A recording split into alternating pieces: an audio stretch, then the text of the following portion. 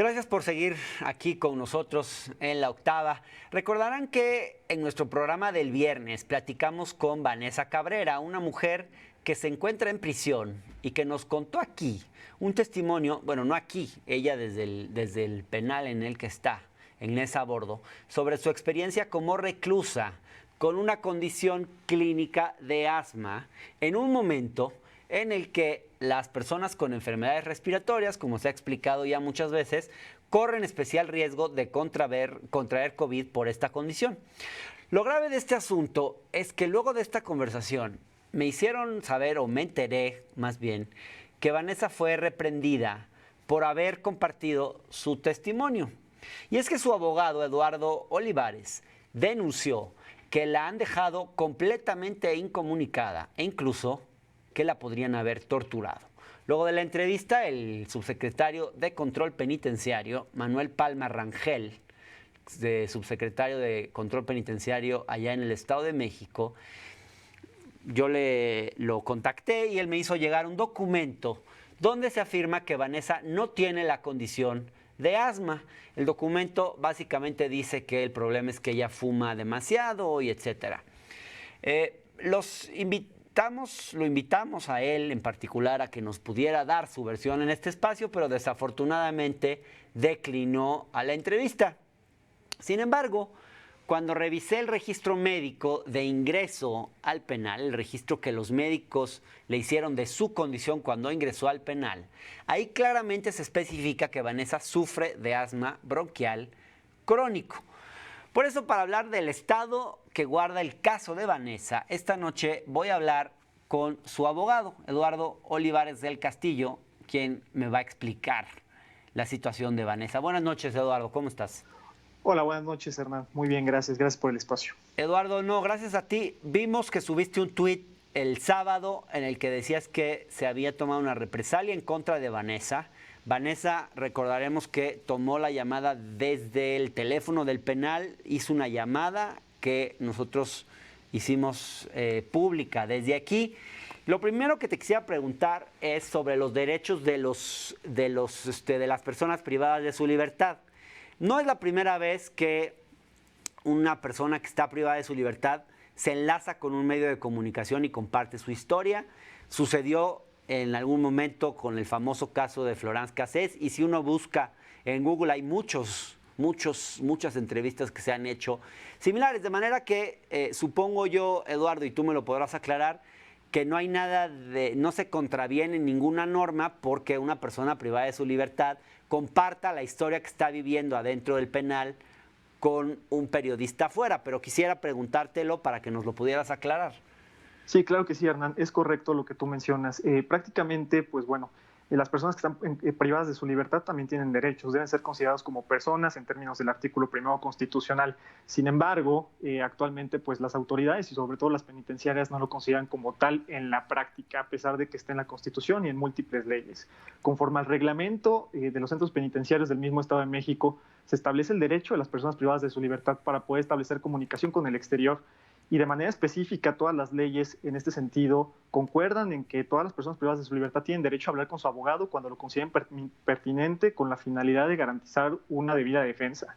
Entonces, prácticamente tienen derecho a poder realizar las llamadas, claro, siempre y cuando cumplan con las medidas internas en cuanto a horarios, etcétera. Entiendo. Eduardo, hablemos sobre el caso específico de Vanessa. ¿Cómo está en este momento?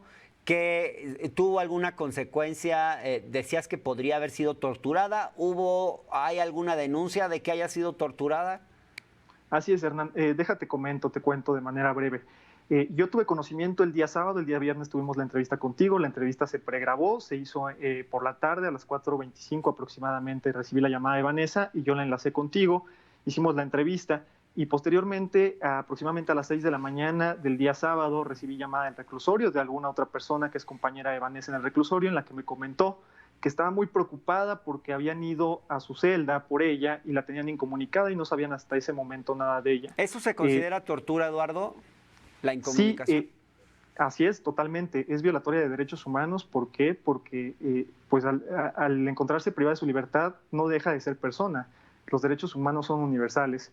Es considerado tortura sobre todo porque, por referencia de Vanessa y de otras reclusas que tuvieron comunicación conmigo vía telefónica, me refirieron que después de la entrevista que fue en vivo bueno, no fue en vivo, más bien la entrevista cuando fue transmitida a las 10 de la noche, y aproximadamente llegaron un grupo de 4 a 6 custodias a la celda de Vanessa, hicieron desnudarse a todas las personas que estaban en la celda, aproximadamente eran 4 personas que se encontraban en la celda, les tiraron sus pertenencias, rompieron sus cosas y las sacaron, las hicieron desvestirse, y sobre todo lo que me llama la atención y es indignante es que las hicieron bajarse su ropa interior, de manera específica la bragueta, las sacaron al patio del reclusorio interior y las hicieron hacer 10 sentadillas, las regresaron posteriormente a la celda y momentos después llegaron por Vanessa otro grupo de custodios y la llevaron a celdas de castigo, en la que la reprendieron por haber hecho la llamada y por haber dicho lo que mencionó en el noticiero, de manera específica cuáles son las condiciones adentro del reclusorio, lo cual pues me parece totalmente violatorio de derechos humanos, claro. De manera específica la libertad de expresión. Eduardo, nosotros vamos a seguir buscando al subsecretario de Control Penitenciario en el Estado de México, a Manuel Palma Rangel, para ver si puede hablarnos del caso de Vanessa. Pero quisiera preguntarte, ¿qué pasa? Porque pareciera que hay partes médicos contradictorios. Yo no entiendo mucho de esto, quizás tú nos lo puedas explicar, pero hay un parte que dice que ella tiene una condición de asma y aparte un problema en el útero. Y luego hay otra parte que dice que no tiene una condición de asma y que el problema es que fuma demasiado y no sé cuánta otra cosa. ¿A qué se deben estas contradicciones? ¿Que tú vas a seguir solicitando que ella pueda cumplir con su penitencia, digamos, con la condena? Bueno, todavía no es formalmente condenada, entiendo, pero que pueda cumplir con su estadía fuera de la prisión, ¿o qué seguiría? Claro que sí. Todas estas contradicciones por parte del centro penitenciario derivan de las audiencias que tuvimos ante jueces de control, en las que se denunció que el centro penitenciario no estaba llevando a cabo todas las medidas de salud correspondientes, ni había dictaminado de manera correcta, ni había hecho los estudios, ni le había dado los medicamentos. Derivado de esto, por la fuerza, a través de un juez de control, fue como me dieron el expediente clínico en el que yo me enteré que consta el asma bronquial crónica y sobre todo los miomas y los estudios de laboratorio que se hicieron al respecto. De manera posterior a la última audiencia que tuvimos la semana pasada, el día jueves, tratan de variar un poco los dictámenes en ese sentido para tratar de determinar que la enfermedad no es lo suficientemente grave para que ella pueda llevar a cabo el cumplimiento de la medida cautelar de prisión en su domicilio. Entonces me parece un caso de violencia institucional, sobre todo por razón de género y sobre todo considerando que hay violencia en este sentido contra las mujeres y la situación actual que se vive en el país, de manera específica tortura sexual, porque también lo hubo al desnudarlas a ellas como castigo por llamar hacia el exterior y referir cuáles son las circunstancias al interior. Y pues cabe señalar que recientemente en 2018 ya México fue condenado por el caso Atenco, que es también relacionado con violencia sexual y temas de tortura sexual y sobre todo psicológica. Entonces Vanessa permaneció incomunicada todo el fin de semana, yo no tuve comunicación, no me permitieron el acceso al reclusorio todo el fin de semana. Hasta el día de hoy, por la tarde, tuve comunicación con Vanessa vía telefónica. Y es como ella me refiere todas estas circunstancias que son totalmente violatorias de derechos humanos. Ya se presentó la queja en la Comisión Estatal de Derechos Humanos y está un amparo en trámite también por los actos de tortura e incomunicación. Y el Ministerio Público ya se le dio vista por los posibles delitos cometidos por parte del personal del centro penitenciario. Bien, Eduardo, te agradezco mucho la información y vamos a darle seguimiento al caso. Muy buenas noches. Muchas gracias, buenas noches.